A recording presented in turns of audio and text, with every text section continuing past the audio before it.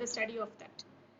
So it is basically concerned with four levels of biological organization: organisms, populations, communities, and biomes. So organisms, we can say individual organism, like a dog, a cat, and all individual organism, we human beings, how individually how they are living in a habitat. Then population together, how like a group of dogs living in an area, cats living in an area, together they will form a population, human beings living in an area. Then communities, a larger area of population, you can say that is community. And then biomes, biomes is a larger community. छोटे से organism से बड़ा है population, population से बड़ा है community, and community से बड़ा है biomes. So biomes, it can include an area like desert also, and along with the in the desert the organisms that are living in that desert, so that comes under biomes. So organism and its environment, planet, they rotate, and because of the rotation the weather and all changes because of the rotation of a earth.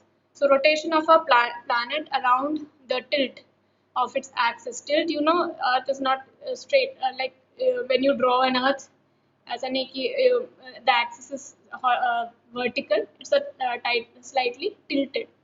So around the tilt of its axis causes annual variations in the intensity and duration of temperature, resulting in distinct seasons. So in here also, some part of the year it's too hot, then it's too cold, then it's rainy. So all that happens because of the rotation of our planet. Variations together with annual variation is precipitation. So what is precipitation? Like a rain, it rains. That is precipitation. So because of that, a rain and all, it causes major change in the climate, in the environment, and because of that, there are different areas. That is what forms the biome. Like desert is a different biome. Rainforest, the climate of desert is very hot. Rainforest, you can say it rains. So different biomes are formed based on the variations. So these are the major biomes in India: tropical rainforest, deciduous forest, desert, and sea coast. These are the major biomes that are found in India. Regional and local variation within each biome. Biome, what did I told? A group of community, that is biome. So regional and local variation within each biome, that is community of plant and animals that have common characteristic for the environment they exist in, that is biome. So they lead to the formation of wide variety of habitats. Like camel, it can survive in desert. Those animals which can survive in hot climate, you can find them in desert. Those you cannot see a fish in a desert. So different climate would be there, because of which the different animals, they are found in a particular biome. So the factors that lead to variation in physical and chemical conditions of different habitats. So what are the factors that lead to variation in the different conditions? Like habitat, and aquatic habitat, the features there are different. In desert, the features are different. So different areas, they will be having different physical and chemical conditions. So what are the factors that cause those changes? That is what is seen here.